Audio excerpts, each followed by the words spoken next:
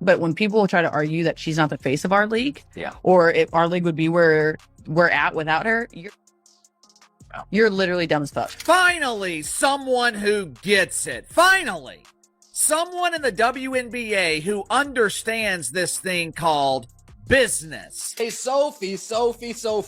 If they didn't like you then, they sure aren't going to like you. Sophie Cunningham's comments on the most explosive podcast episode in WNBA history are set to shake the basketball world. What Caitlin Clark revealed will astound you.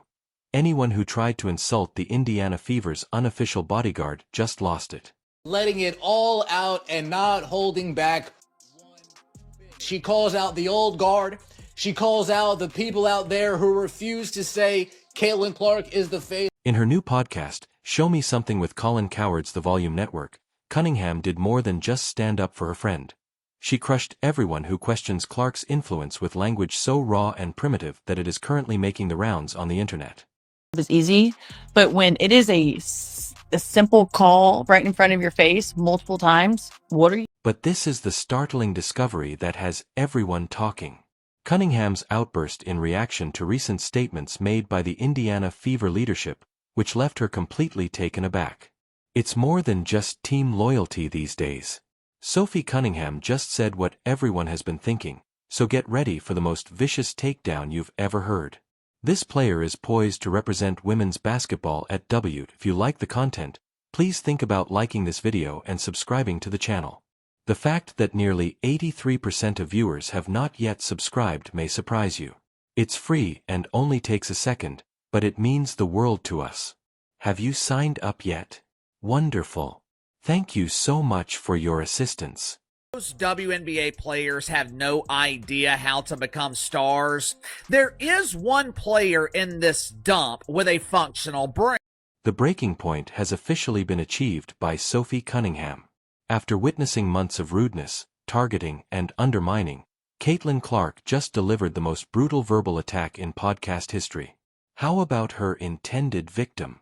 Anyone who dares question whether Clark is the undisputed face of the WNBA. You are just as foolish as __. Following Cunningham's outstanding performance on her new show, these 4 words are currently trending on all social media platforms. But that was just the beginning of her scorching views that are burning the basketball world. Cunningham joined Colin Cowherd's The Volume Network a few days ago, and her first episode, which she co-hosted with Bravo star West Wilson, quickly became a classic. She didn't hold back when she defended her teammate from the critics and bigots. Of Caitlin Clark was the topic of conversation. Sophie Cunningham was criticizing those who refused to acknowledge that Caitlin Clark is the face of the W. Her voice was full of anger as she continued. People who claim that Clark isn't the league's face are as foolish. Often people are like, she's not the face of the league. Who would be? What? Sabrina? No. No, there's really good, well-known people in our league. I'm not discrediting them. Like, hell yeah to that. I'm all for that. But when people try to argue that she's not the face of our league, or if our league would be where we're at without her,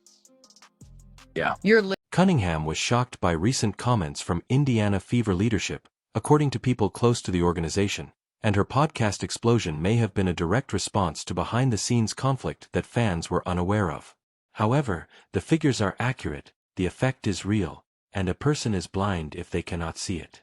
This is when the story becomes completely bizarre. You have seen players in our league try to toughen up Caitlin. We call her CC. CC. For even when I wasn't on her team, I know the talks that Phoenix had in the locker room of no, we're gonna prove her. We're gonna show her what the W really is. You know what I mean? And I get it to a certain extent. And every rookie coming into the league, that's how you're gonna treat them. But there's just more for her. So it's her second year. And now being on her team and seeing it, I'm what are people doing? Actually You've just seen players in our league trying to strengthen Caitlin's resilience. We still call her CCCC even though I wasn't on her team. I am aware of the exchanges Phoenix had in the locker room, including, no, we're going to prove her. We'll show her what the W really means. Do you get what I'm saying? And to some extent, I understand that's how you're going to deal with every rookie who enters the league. But there's just more for her. She is enjoying being a part of her squad and is in her second year. I wonder what folks are doing. It's simply too much, really. You've seen guys in our league try to be harsher with Caitlin. We call her CC. Cunningham revealed the harsh truth of Clark's difficulties in every single game. I know there is a real reason against her, CC, even though I wasn't on her squad, and it's just too much. WNBA, Sophie Cunningham also talks about how teams target being rough with Caitlin Clark. We got to toughen her up. We got to rough her up a little bit. We got to really show her what it's like over. Those statements should make every WNBA fan tremble. Our collective suspicions are being confirmed by Cunningham. A coordinated operation across the league is targeting and intimidating the most popular player in women's basketball history. But Cunningham isn't just talking. She has been in favor of it on the court. Remember when she started that fabled fight to shield Clark from the Connecticut Sun? That wasn't merely an impulsive emotion. That player was ready to help her friend. The referees aren't providing her with enough protection. Cunningham yelled, "I've seen enough dirty moves, cheap shots, and targeting to realize that something has to happen immediately," during another part. Said some very unapologetic things. The kind of things that have made her beloved by Fever fans and continued to have her adversaries and detractors. Cunningham's explosive claims are supported by an incredible amount of evidence. Following Clark's injury and missed games, WNBA TV viewership dropped by nearly 50%. When she was unable to play in the All-Star game in Indiana, ticket prices fell and viewership disappeared. These details show how much of an impact Clark had on the league overall. They are not viewpoints. Cunningham is also making use of her new platform to make sure that everyone is aware of the reality of the situation. She has changed our game in the best possible way in every way. And so just to be alongside of her and maybe relieve the... But this is what makes Cunningham's podcast outburst even more powerful. In addition to being Clark's teammate, she is defending him since she has seen the company's contempt. Conflict may exist even among Clark's own employees, as evidenced by claims that comments made by Fever leadership left Cunningham stunned. Do some members of the organization not see Clark's true worth? Cunningham's severe response suggests that she witnessed something excessive. She was so enraged by it that she felt obliged to write the record on her new podcast site.